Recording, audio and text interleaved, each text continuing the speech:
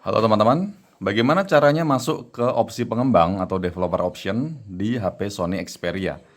Nah, sekarang saya mau kasih dua cara ya sebenarnya caranya sama sih, tapi ini ada dua macam. Yang pertama dari Android 9, yang kedua Android 10. Ini sama-sama XZ2 Premium, tapi sebenarnya cara ini berlaku untuk semua jenis tipe HP Sony Xperia. Jadi semuanya bisa pakai cara ini ya. Nah, apa fungsinya dari opsi developer ini? Fungsi dari opsi developer atau opsi pengembang, pilihan pengembang ini adalah membuat pengguna Android menghilangkan batasan defaultnya, batasan setting defaultnya. Jadi kita bisa setting macam-macam di HP Android kita. Nah, caranya yang pertama kita masuk ke menu, kemudian ke setelan. Nah, untuk Android 9, ini di bagian scroll paling bawah ini keluarnya sistem ya. Keluarnya sistem, sementara di Android 10, ini begitu masuk setelan, di keluar paling bawah ini adalah tentang ponsel. Nah, kita mau buka yang tentang ponselnya. Jadi ini kita buka tentang ponsel, kita scroll paling bawah. Kemudian kalau yang di Android 9 kita buka sistemnya.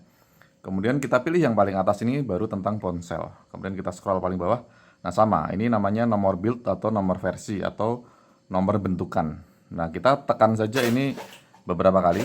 1, 2, 3, 4, 5. Nah, sekarang Anda adalah seorang developer. Nah, kalau yang ini sudah saya aktifkan sih developer option-nya. Kita sama ya, kita tekan beberapa kali. Nah, setelah itu kita kembali back. Terus kita masuk ke kalau yang Android 10 kita masuk ke sistem, kemudian lanjutan. Nah, ini kita sudah masuk nih opsi developer. Nah, kalau yang di Android 9 kita masuk ke sistem, lanjutan. Ini juga masuk opsi developer. Nah, setelah opsi developer ini nyala, kita bisa punya akses beberapa. Misalnya kita bisa tahu seberapa besar RAM HP kita. Nah, di sini RAM-nya 6 GB ya. Kita bisa tahu karena untuk tahu besarnya RAM harus masuk ke opsi developer dulu. Kemudian kita bisa juga misalnya untuk the bloatware. The bloatware ada aplikasi the bloatware-nya. Kita bisa nyalakan dulu debugging USB-nya. Nah, ini untuk kita bisa the bloatware misalnya, kita sambungin ke PC. Atau mungkin teman-teman waktu pasang aplikasi nggak bisa pindah ke external memory ya. Jadi selalu di internal memory, dan untuk HP yang internalnya kecil ya pasti ini akan merepotkan karena cepat penuh. Nah, di opsi developer ini ada beberapa pilihan. Misalnya kalau kita scroll lagi ya ke bawah ini ada